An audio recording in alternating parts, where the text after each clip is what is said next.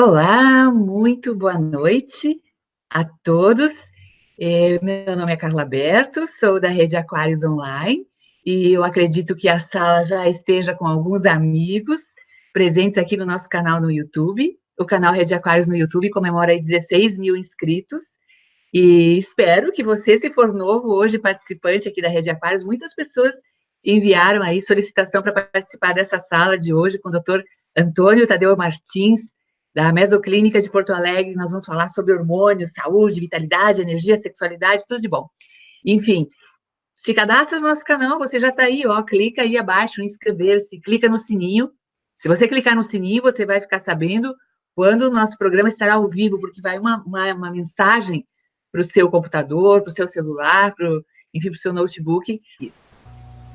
Antes de tudo, quero pedir desculpas a você que aconteceu essa falha. Ó, localizei. Obrigada, perfeito. Eu estou fora da minha Bate-caverna.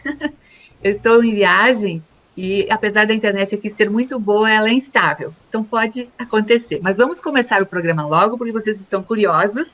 Mandaram muitas perguntas muito legais hoje para o doutor responder. O doutor Tadeu já está aqui na sala. E hoje a internet dele é melhor que a minha. Mas a gente vai dar certo. Vamos fazer, ó, pensamento positivo. E a gente vai conquistar o nosso objetivo hoje, que é de aprender muito sobre saúde, muito sobre hormônios, desmistificar mais sobre esse assunto, que é uma coisa que agonia muito as pessoas, têm medo de engordar, as pessoas têm medo de emagrecer, as pessoas têm medo de ficar doente com hormônio. E o doutor Tadeu está aí, né, para nos ajudar hoje com tudo isso. Vou passar o microfone para o senhor dar uma boa noite, em primeiro lugar, depois vamos passar as perguntas. Feito. Muito boa noite ao pessoal da sala. Vou tentar responder as perguntas e esclarecer esse assunto, que é um assunto realmente... ele é palpitante há mais de 50 anos. Pois é. Há muito mais que 50 anos, 70 anos, que é um assunto palpitante, é o da reposição hormonal. Tem muitas controvérsias, tem muitos tabus,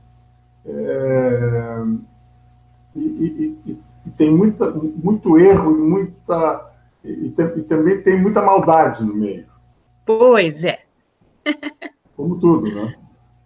Como tudo. Eu vou pedir a gentileza do senhor lembrar de falar olhando para a câmera, que está acima, ok, que o seu público está na câmera. Eu estou abaixo porque esse hangout é assim, né? Gostaria de me empurrar para cima também. É verdade. Mas o seu público...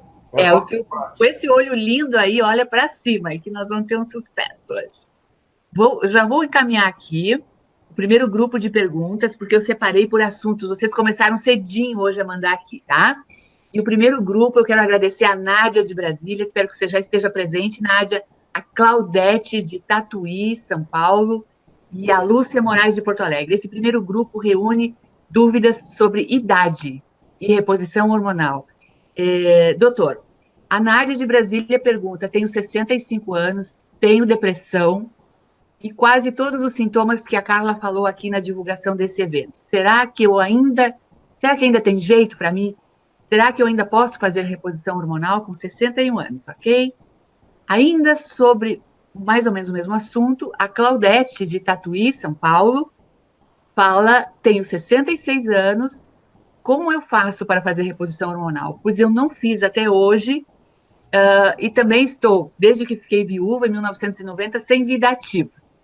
Uma preocupação aí com sexualidade também. E a Lúcia Moraes de Porto Alegre fala também sobre questão de tempo. Depois de usar hormônios bioidênticos por 8 anos, essa já é a nossa, né, seguidora aí no tratamento. Eu usei por 8 anos seguidos. É recomendável parar? Eu uso desde os 55 anos de idade. Então, já dá para a gente ter uma ideia que é um público que está regulando aí de idade, entre 60 e poucos anos, até 66. E querem saber, doutor, se tem jeito. Essa questão do tempo ela existe só na imaginação das pessoas e, infelizmente, ela também está na imaginação de muitos profissionais da área da saúde. Né? Nós nascemos com os hormônios, nós passamos toda a nossa vida com a presença de nossos hormônios, com as glândulas produzindo hormônios, E quando nós chegamos numa idade mais avançada, entre os quais eu me situo, os nossos hormônios começam a apresentar pausas. A pausa mais famosa é a menopausa, né? Ela é mais conhecida porque ela é visível. Há uma queda abrupta da perda hormonal e logo em seguida os sintomas acontecem. É como cair num despenhadeiro. E ninguém merece perder os hormônios, mas a natureza fez assim. Fez assim para quê? Exatamente para se livrar de nós. Porque tem uma lei na natureza que diz que reproduziu dá lugar para o outro. Isso a gente pode ver em todas as espécies. Nós vemos na espécie, por exemplo, a viúva negra devora o macho na cópula. A abelha mata o zangão. A fêmea do louva-a-Deus come a cabeça do macho durante a cópula. E em todas as espécies, por exemplo, os leões, uma alcateia de leões, tem um leão dominante, ele é que faz a cobertura que fertiliza as fêmeas. Tá? Isso dura 5, 6 anos.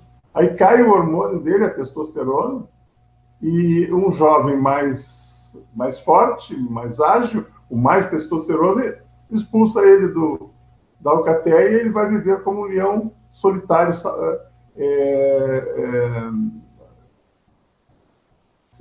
o leão solitário, satélite, chama de leão satélite. Então, todas as espécies reproduziu, está na hora de ir embora porque a fila anda. Isso é o que nos sinaliza a natureza. Mas nós, como somos inteligentes, nós descobrimos coisas e descobrimos que isso não é verdade, que isso não é uma necessidade que aconteça com a nossa espécie, a espécie humana. Então, repor hormônios, desde que eles sejam isomoleculares, o termo certo é isomolecular. O que quer dizer? Todas as moléculas iguais. E este hormônio, que é o mesmo que nós tínhamos ao nascer e que nós tivemos na adolescência, na idade madura, esse hormônio deve ser reposto. Do meu ponto de vista, nós só podemos repor esse tipo de hormônio. E uma vez repondo, por exemplo, uma pessoa de 65 anos, que iniciou a reposição com hormônios homólogos humanos ou isomoleculares, deve continuar isso. E eu sempre digo brincando para meus pacientes, eles perguntam até quando eu vou usar o hormônio, digo até na manhã do dia da tua morte, tu ainda deverás usar. Porque a gente não sabe o dia que vai morrer. Então, use até a morte. Porque nós estaremos ganhando qualidade de vida com esta manutenção de reposição hormonal. Não tem idade. Eu tenho pacientes de 90 anos fazendo reposição hormonal. Aproveito para emendar a pergunta aqui. São necessários exames com alguma periodicidade para saber se está tudo ok com isso, né, doutor? Obviamente.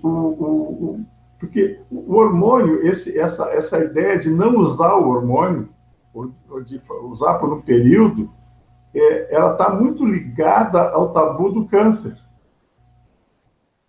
Agora, ninguém está proibido de ter câncer tendo hormônios. Sejam eles os nossos, sejam eles os isomoleculares. Então, é obrigação nossa fazer exames e monitorar, e fazer manter esse paciente sob controle. Nós temos que fazer o controle.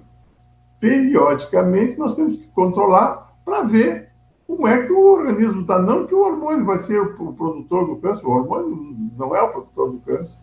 Se nós formos olhar para a estatística, nós vamos ver, por exemplo, que em todos os tipos de câncer ligados à sexualidade, mama, ovário,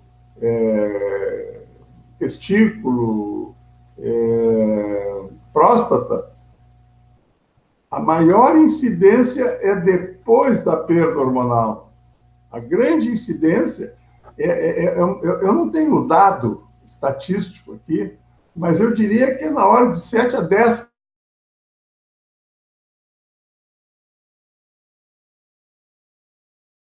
E 80%, 90% dos cânceres de mama, a maioria acontece depois da menopausa, quando não temos mais hormônios. Então, na realidade, o hormônio, do meu ponto de vista, a perda hormonal facilita o aparecimento de câncer de qualquer tipo. O câncer dá muito mais nos velhos, muito mais nos idosos. A gente vê, claro, hoje tem muito câncer de jovens, de crianças, mas aí são outros fatores, não são fatores hormonais, são fatores de envenenamento de alimentos, é um outro assunto, e de tipo de alimento e principalmente a ligação com o açúcar. O câncer adora comer um açúcar. E este é um diferencial. Pessoas obesas que têm insulina muito alta, elas têm muito mais câncer do que os que são magros. Isso é uma questão estatística. E do meu ponto de vista, tá, eu teria argumentos para isso, a reposição hormonal não está ligada desde que com hormônios isomoleculares. Eu prefiro esse tipo de hormônios. Eu não usaria nem em mim, nem em parente nenhum meu, na minha mulher, na minha filha, nas minhas filhas, nos meus filhos, um hormônio modificado. Se o hormônio foi modificado, se pegaram lá o hormônio base, que é o hormônio isomolecular, e transformaram numa outra coisa para vender com patente, porque o hormônio isomolecular não é patenteável. Por que ele não é patenteável? Porque ele é uma cópia de alguma coisa que já existe na natureza. Eu sempre brinco e digo que não se pode patentear suco de laranja, mas refrigerante à base de laranja pode. E com hormônio acontece a mesma coisa. Então, como vocês já podem perceber, a nossa felicidade, a nossa saúde passa por um controle social, né? Uma outra estatística, um controle muito maior, que não é interessante que a gente saiba sobre exatamente tudo que a gente pode fazer. E se encontram hoje poucos profissionais também com, né, com conhecimento e com a coragem de vir a um programa como esse, de falar. A gente, graças a Deus, na Rede Aquários, aqui em companhia da doutora Débora Balaguês, do doutor Tadeu, do doutor Márcio Vinícius, a gente consegue, pelo menos, ter uma dimensão do quanto nós somos, digamos assim, manipulados com informação fora, e são criados fantasmas terríveis na nossa cabeça, né? Eu acredito que essas 3 primeiras perguntas sobre o tempo de fazer reposição hormonal ficou muito bem explicada. Não existe tempo, né? Chegou a hora de começar a fazer, você já começa a sentir aqueles sintomas de cansaço, estresse, dificuldade para levantar de manhã, aquela coisa, né? Dificuldade para dormir à noite. Já dá para começar a investigar. Procure na sua cidade. Esse programa aqui não atinge só a região de Porto Alegre, ele tem perguntas de várias cidades. Procure profissionais que estejam aptos a trabalhar com hormônios isomoleculares. Se você endocrinologista, clínico geral, enfim, você pode chegar nas farmácias de manipulação da sua cidade e perguntar se elas produzem esse tipo de produto, né? Se elas trabalham com essa linha, e anotem aí, hormônios isomoleculares. E se você não conhece, se a farmácia pode indicar alguns médicos profissionais que atuam na sua cidade para você começar a investigar, tá bom? Não é normal estar deprimido, não é normal estar cansado, com cansaço crônico, né? Não é normal a gente ter sobrepeso depois de certa idade, quando nunca teve, né? Então, vamos alertar. Então, não é questão de idade. Vamos para as próximas 3 perguntas.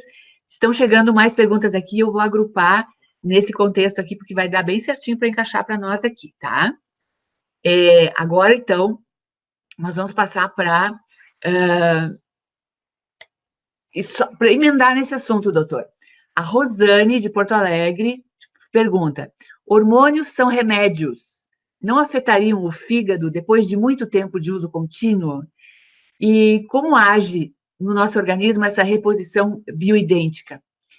E a Sueli Garbellini, nossa internauta querida lá de Bauru, gostaria de saber se tem hormônios isomoleculares para libido.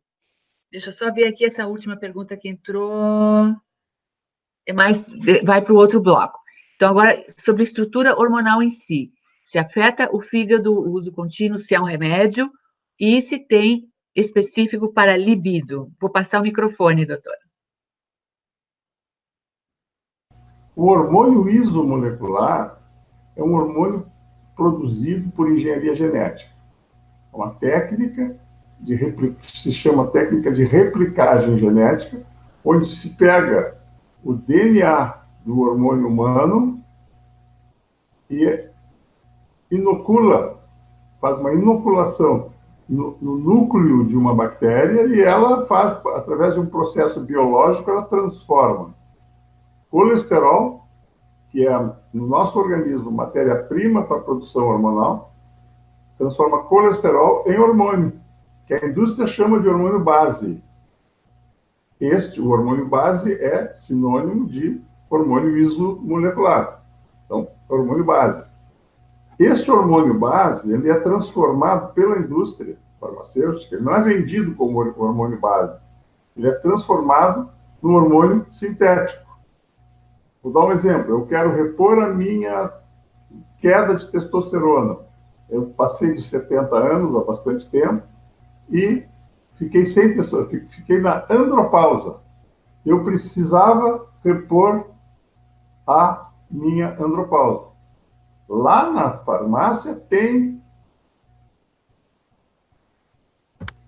um determinado hormônio, nome comercial não vou dizer, que está na caixinha, injetável, e aquele hormônio é tido como testosterona, só que não é testosterona, ele é, por exemplo, propionato de testosterona, ou um decilato de testosterona. Mas um decilato de testosterona e propionato de testosterona não é. Meu organismo produz testosterona.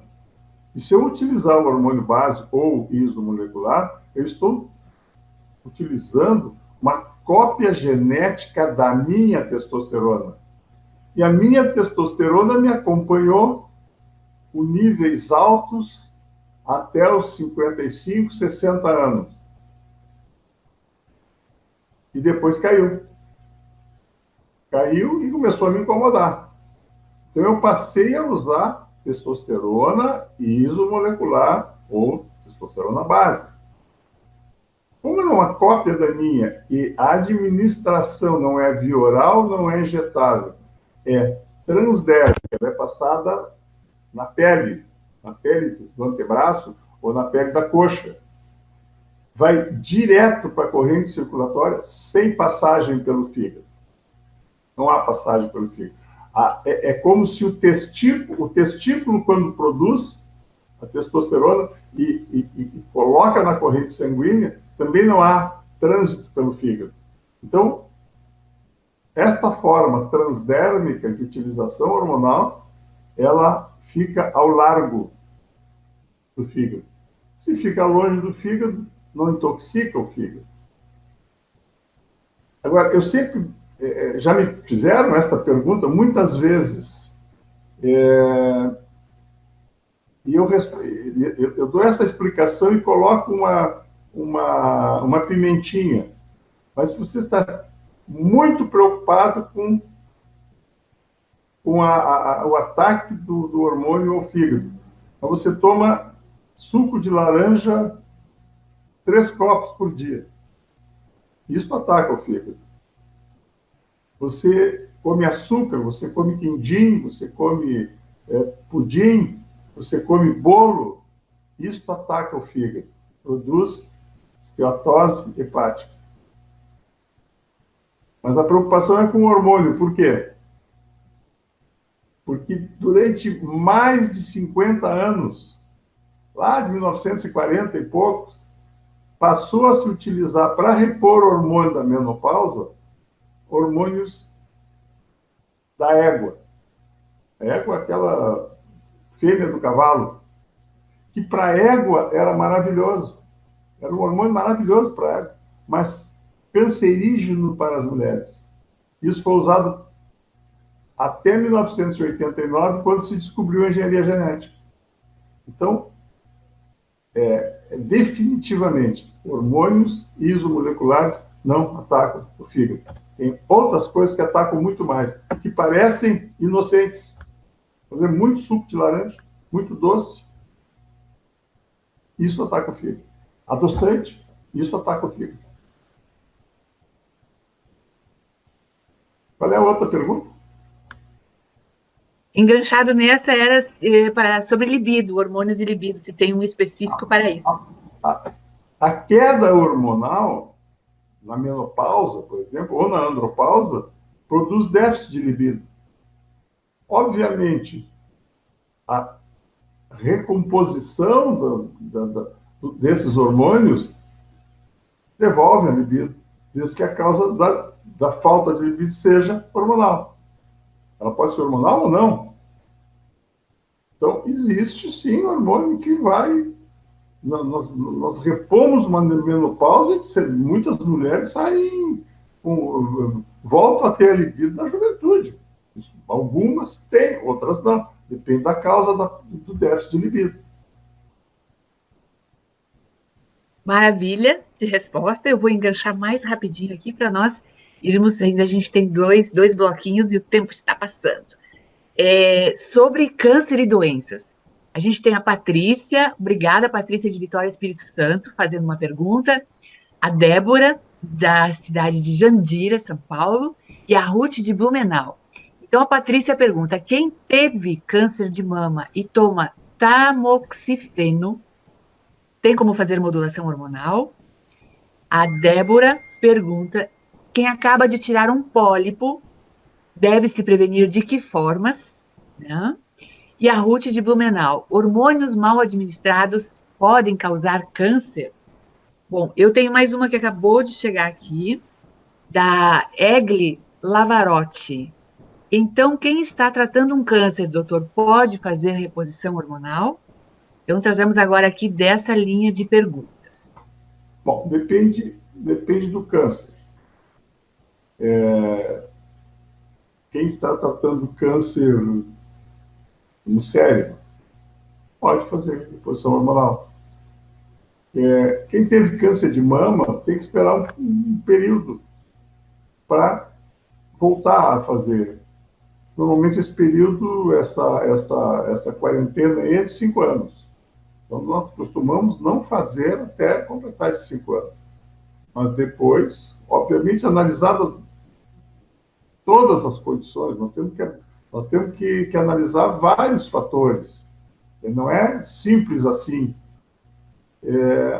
Mas eu diria assim, pode, mas tem que ser analisado. Quem retirou pólipo, não há nenhuma contraindicação em fazer reposição hormonal com hormônios isomoleculares. Não vejo nenhuma contraindicação.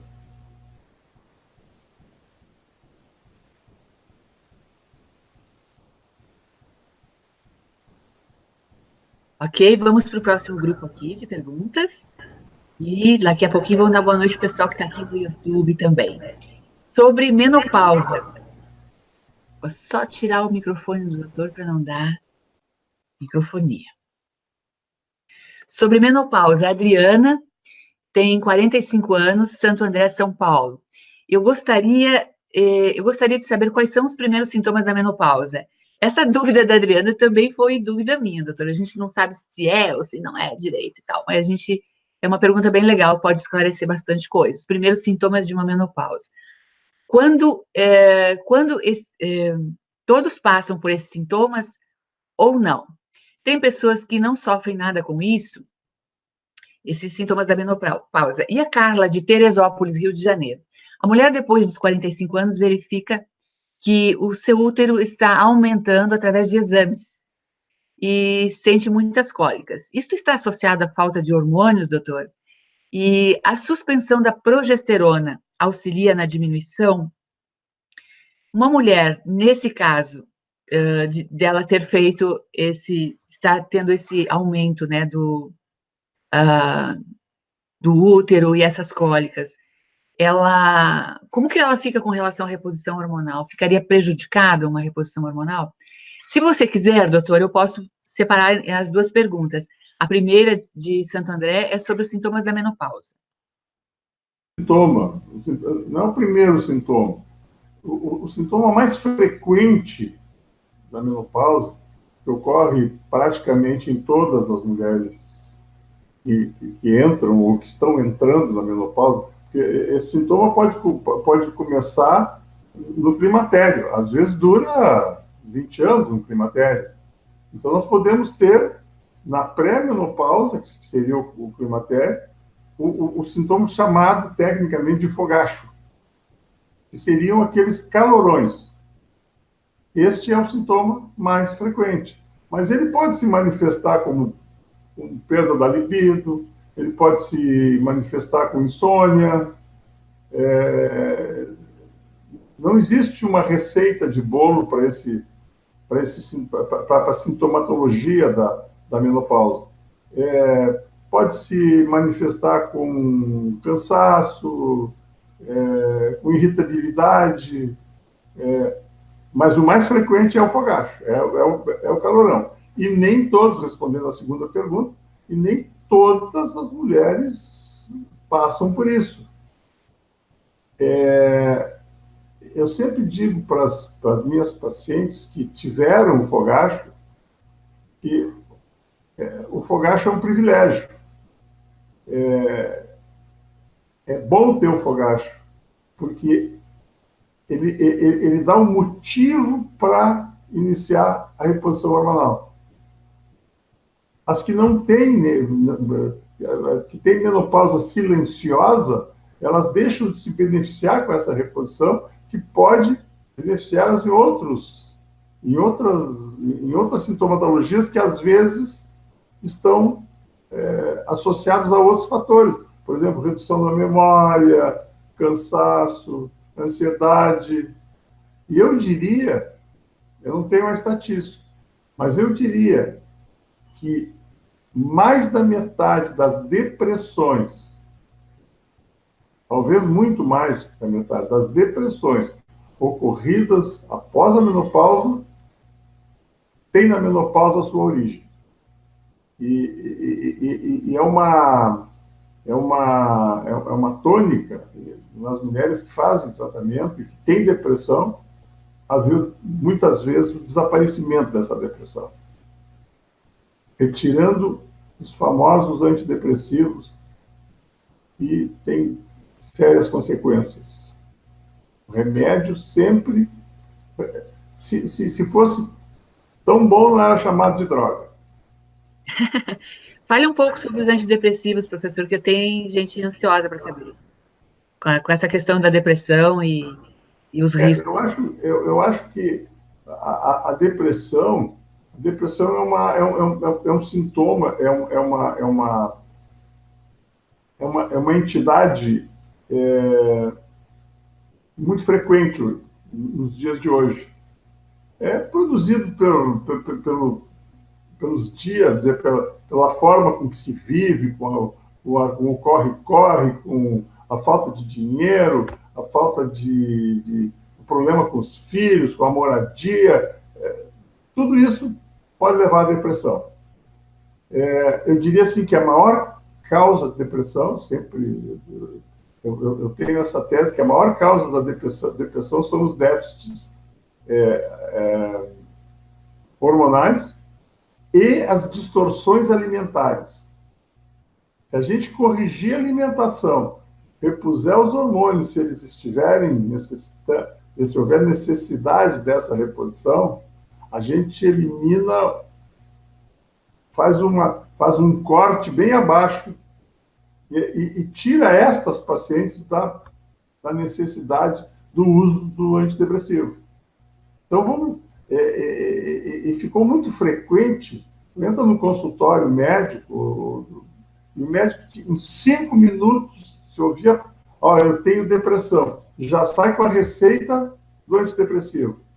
E aquilo se torna um hábito, às vezes, para o resto da vida, e ela tem uma causa definida, tem uma causa facilmente definível de depressão, que pode ser eliminada através de coisas menos agressivas do que o antidepressivo, que afeta a memória, que produz queda da libido, né? O antidepressivo tira totalmente, muitas vezes, totalmente a libido. Tanto que se usa antidepressivo para quem tem ejaculação precoce. Por que o antidepressivo? Porque o antidepressivo dificulta a chegada ao clímax, na relação sexual. Toma o antidepressivo e aí ele consegue manter a ereção sem ejacular. Por quê? Porque houve um corte, houve um bloqueio. Tá? Sinal de que mexe com a libido. Então, tá cheio de gente, de homens e mulheres sem libido porque tomam antidepressivo. Ou porque tomam antihipertensivos. Tem uma série, tem uma pilha de coisas que levam à depressão e levam à perda. A depressão é o início, mas leva à perda da libido pelo tratamento, leva à perda da memória pelo tratamento, leva à falta de vontade, a dinamite. Eu acho que o medicamento deve ser usado, mas deve ser melhor usado. Eu acho que ele está mal usado, em muitos casos, na maioria dos casos. E a gente tende a desenvolver maior medo de fazer uma reposição hormonal, porque ficou esse fantasma, né? Do que tomar esses paliativos aí, que é só chegar em qualquer lugar e pegar e sair tomando. Muito fácil. E às vezes, muitas vezes, porque eu começo todos os meus tratamentos, qualquer tratamento, pela anamnese voltada à alimentação. Todos os tratamentos passam por mudança de hábitos alimentares. Muitas vezes, só com a mudança do hábito alimentar, nós resolvemos o problema. Vou dar um exemplo. Hiperativo, que está tomando Ritalina, muitas vezes tu consegue tirar essa hiperatividade tirando o glúten. Simples assim. Tira o glúten, cessa a hiperatividade. Não precisava estar tomando a Ritalina. Ritalina é muito bom? Pode ser muito bom? Pode ser muito bom. Mas por que não testar a alimentação antes? Acho que a alimentação é fundamental.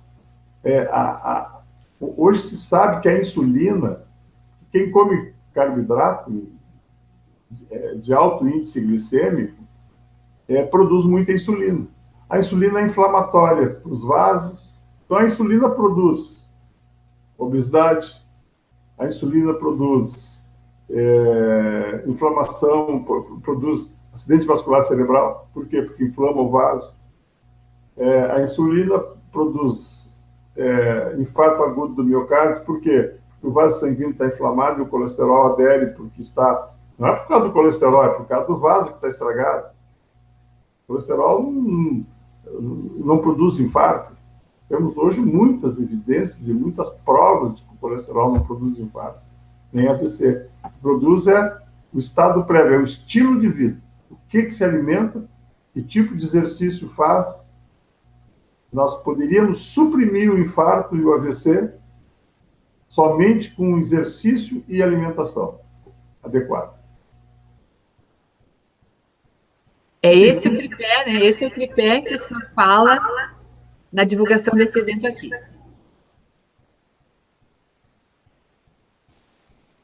Eu me lembro que o senhor falou que, do tripé, que é uma qualidade de alimentação, uma alimentação mais consciente, né? Exercícios físicos e uma reposição hormonal saudável. Esse eu me lembro que o senhor citou como sendo o tripé de uma vida feliz. Esse tripé está em pé. Está em pé. Essa tese está em pé. Estilo de vida. Como é que tu vives? O que é que tu comes? Isso é muito importante.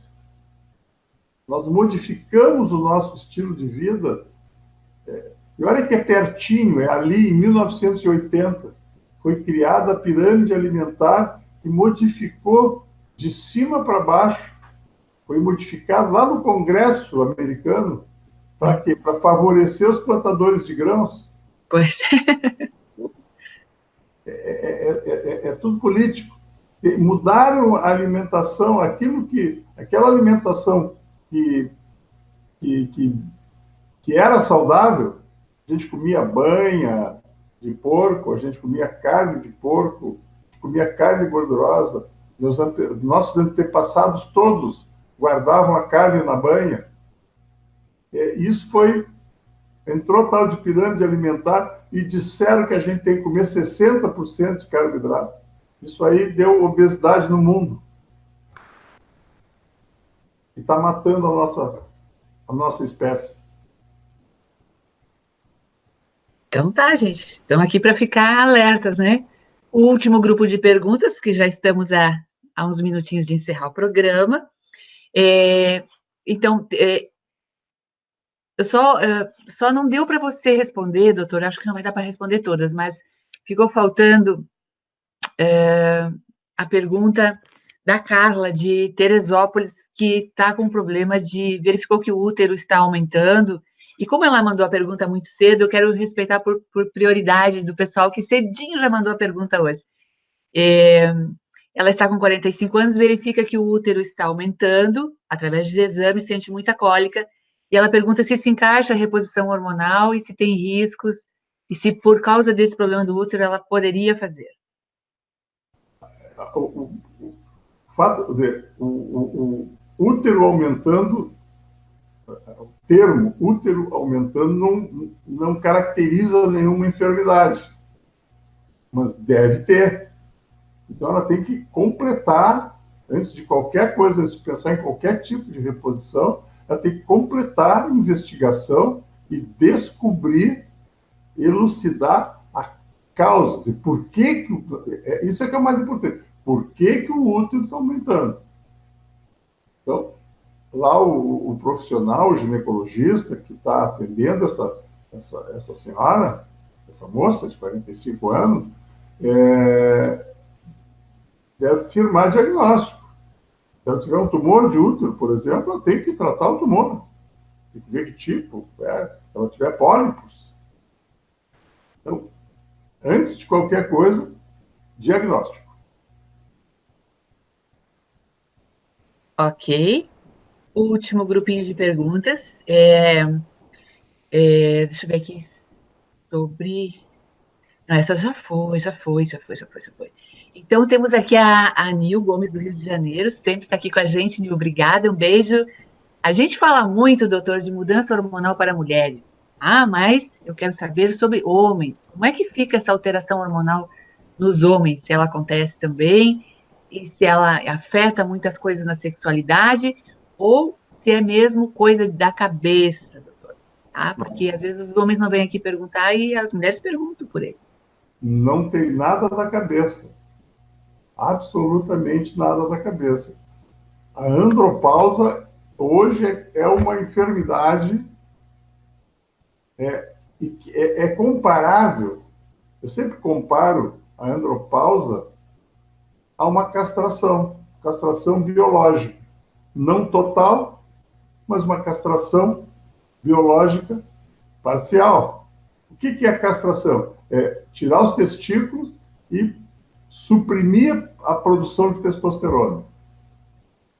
Mas se o próprio organismo fez isso, suprimiu ou baixou muito, é como se houvesse uma castração. Então, há perda da libido. O homem com pouco hormônio normalmente se torna um chato, se torna um cri-cri. Então, e a reposição desses hormônios que foram perdidos, na maioria das vezes, restaura. A sintomatologia é muito semelhante à sintomatologia da menopausa. Perda da libido, perda da vontade até de sair para caminhar.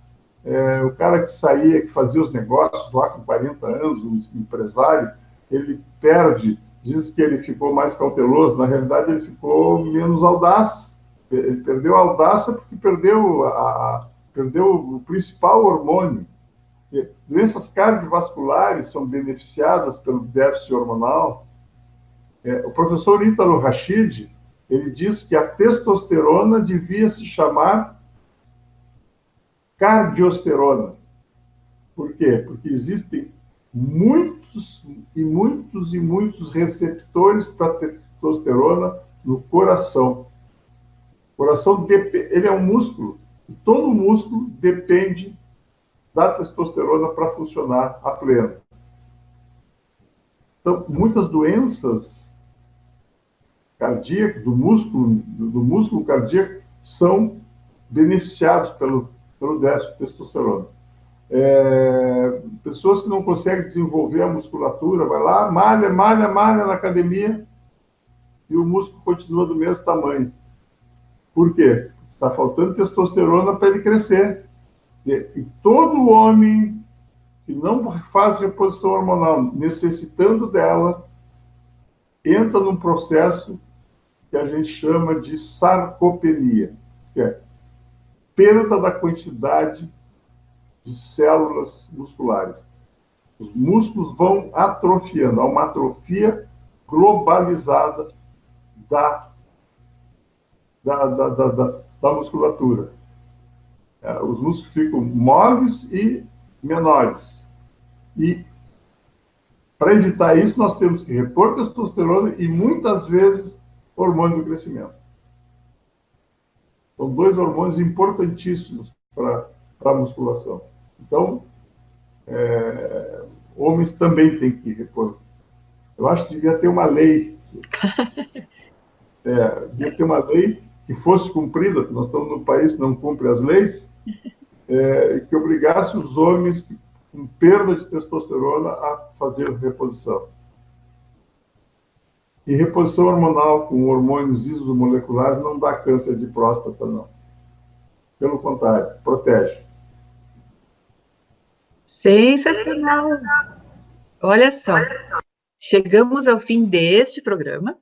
Eu coloquei os dados para alguns amigos ali que pediram contato, que estão aqui no nosso canal no YouTube. Coloquei os dados da Mesoclínica de Porto Alegre. Eu coloquei o link da página da Mesoclínica Medicina, do Facebook. Lá tem todos os dados, enfim, você pode fazer contato também. E também vou deixar aqui à disposição no WhatsApp para quem desejar. Tem algumas perguntinhas ainda, mas o meu contrato com o professor, com o doutor, era de 45 minutos. E também, gente, porque quando os vídeos ficam muito grandes, passam de 1 hora, no nosso canal eles não giram muito, as pessoas não têm muito tempo hoje em dia. Mas a gente volta a convidar o doutor, porque ele tem assuntos ótimos, e eu gostaria já, deixo o convite para os homens que estão por aqui, de a gente fazer um programa exclusivamente para os homens. Não, as mulheres também vêm, porque elas vêm para cuidar dos maridos, dos namorados, mas que o assunto fosse a questão masculina, porque como vocês são maioria, as mulheres, a gente sempre começa com vocês, mas o assunto é extremamente importante, né? E para maridos, irmãos, enfim, tá? E eu quero agradecer a presença de hoje e agradecer aos anjos da internet, que eu consegui chegar até o final do programa, deu tudo certo, né? A internet se manteve, consegui voltar e dar aí um programa de qualidade para vocês, com informações bem específicas. Quando a gente fizer pergunte ao doutor, você já viu que a melhor coisa que você faz é mandar sua pergunta cedinho, porque as que chegaram mais tarde a gente não conseguiu responder. Eu quero agradecer a todas as amigas, né, que mandaram as perguntas desde cedo, que acreditaram no programa. Espero que vocês façam um bom uso dessas informações. São de uma fonte muito segura, de um profissional extremamente competente, né? Como todos os que a gente traz aqui na Rede Aquários.